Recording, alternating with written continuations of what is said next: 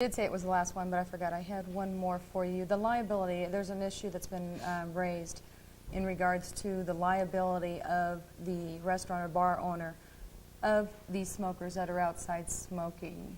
A few things have arisen from that. What have you found out in regards to, has anything changed?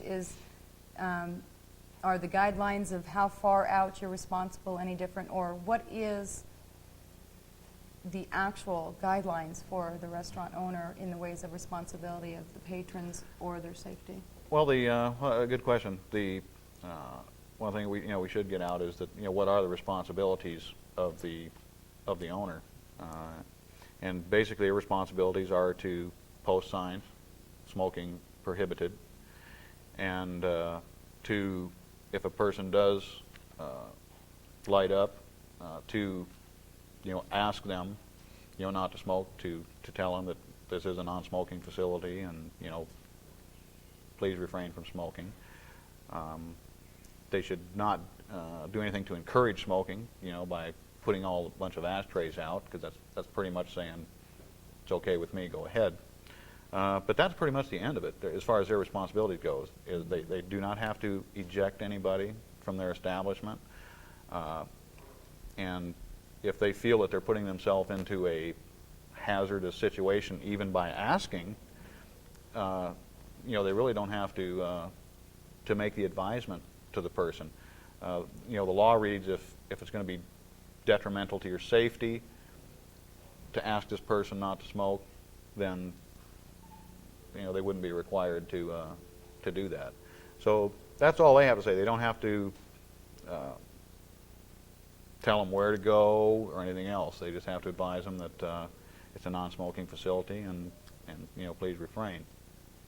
Once they get outside, again, we'll kind of key on bars and taverns. Mm-hmm.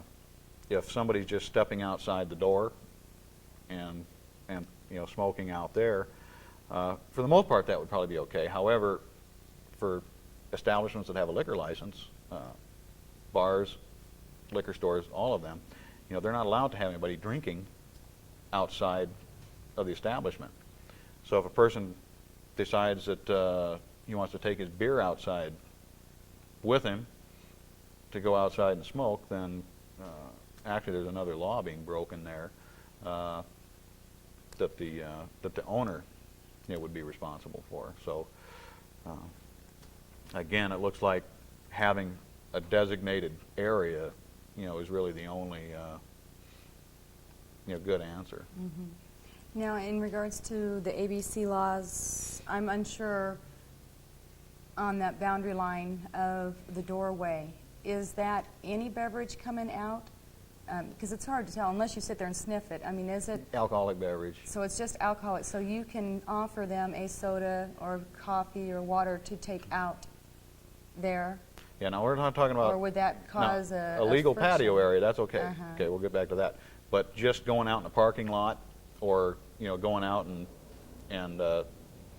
leaning up against the building, standing Mm-hmm. Next door to the door, that's an ABC violation because you're not supposed to take the alcohol Mm-hmm. out of the bar with you, and the owners are not allowed to have anybody drinking out in their parking lot. So if they just went out there, if they just stepped out on their own without the alcohol and went out there to smoke, then it's okay. Okay, great. As we spoke with Pete Knight earlier, he stated that the best way to handle this law is to not fight it, comply with it, and go to your legislators, and hopefully the bill will be repealed for January of 1999. This is DJ Carter and Deputy Mike Cooper, and hope that we have solved any problems or miscommunication that you might have with this bill.